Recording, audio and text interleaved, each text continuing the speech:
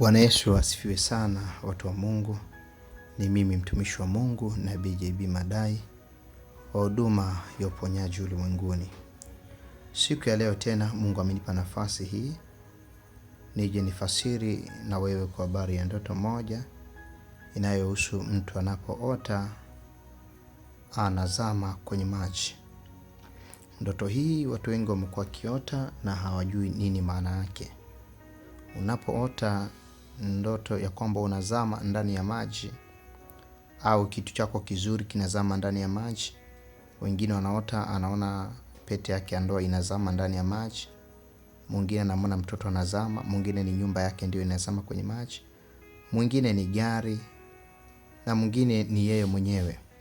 Kiufupi nitafupisha ndoto hii.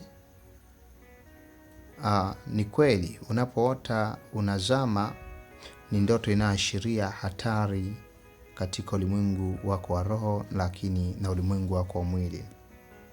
Unapoota unazama, hiyo ni ndoto ambayo ina maana kuu moja au mbili au naweza kusema tatu. Lakini nitajaribu kufupisha ili upate kuelewa. Ni kuombe kwa habari ya tafsiri ya ndoto hii na ndoto zingine. Endelea kutufuatilia kupitia mitandao yote ya kijamii. Ukienda YouTube tunatumia hii channel yetu Makimbilio Mlima Makimbilio, lakini Facebook tunatumia Nabii JB Madai, na ukienda TikTok pia tunatumia Nabii JB Madai. Mtu unapoota ndoto ya kwamba unazama, hiyo ni ndoto ambayo imebeba ujumbe, lakini ujumbe wenyewe ni hatari. Moja, inamaanisha kwamba utaingia kwenye anguko kubwa la kiuchumi.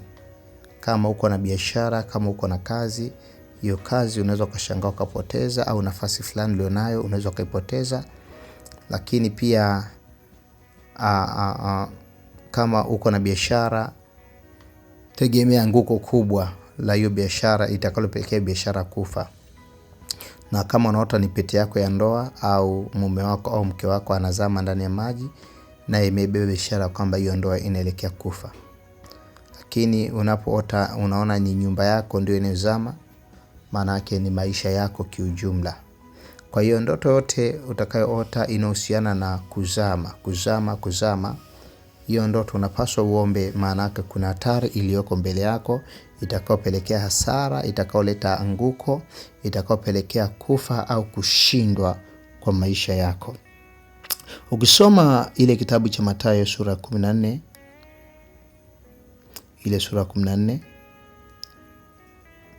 ukianza na ule mstari wa 30, Biblia inasema, lakini alipouona ule upepo akaogopa, akaanza kuzama, akapiga yowe akisema, Bwana uniokoe. Mara Yesu akanyosha mkono wake akamshika, akamwambia, ewe mwenye imani haba, mbona uliona shaka? Tunaonyeshwa hapo kwamba Petro alizama. Ishara ya Petro kuzama ilikuwa ni ishara ya hatari. Kwa unapoota unazama, hicho ulichokiona kwenye ndoto kikizama ndio uhalisia, kwamba kuna anguko mbele yako, kuna kushindwa, kuna aibu, kuna kufeli mbele ya maisha yako. Kwa hiyo unamhitaji Yesu akushike mkono apate kukutoa kwenye hatari.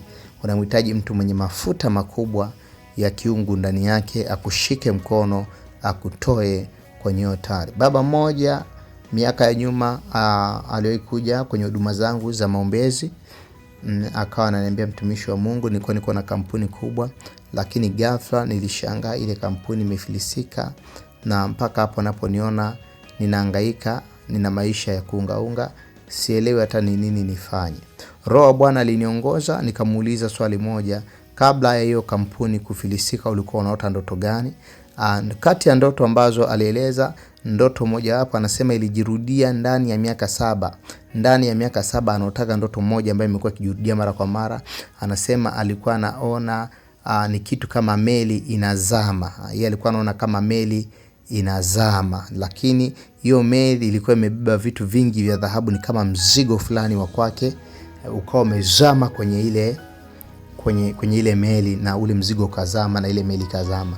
Kwa hiyo baada ya miaka 7 unaona alipuuzia hii ndoto, na kweli kampuni yake ilifilisika kabisa mpaka ikafungwa. Kwa hiyo unapoota ndoto ya namna hii, ni muhimu ukachukua tahadhari mapema. Ni muhimu ukatafuta msaada wa maombi mapema. Usisubirie kwamba mabaya kukute, hatari kukute ndipo anze kuhangaika. Chukua tahadhari kabla ya hatari. Kwa huduma ya maombi, nafanya huduma za maombi na maombezi, nitafute kwa namba hiyo hapo chini ya simu, lakini pia nitaitaja hapa. Na Mungu wa mbinguni awabariki. Karibuni sana, nisaidie kushare na kusubscribe, lakini like hapo, na unaweza comment ili iwe baraka kwako na kwa wengine. Na kwa wale ambao wanahitaji pia grupu letu la maombi, tuko na grupu la maombi la kanisa, naweza nikakuunganisha. Tuma neno niunge hapo, nitumie message niunge hapo, au nitumie namba yako nipate kukuunga kwenye ile grupu ambalo limekuwa ni baraka kwa watu wengi. Mungu wa mbinguni awabariki. Ni mimi mtumishi wa Mungu, Nabii JB Madai.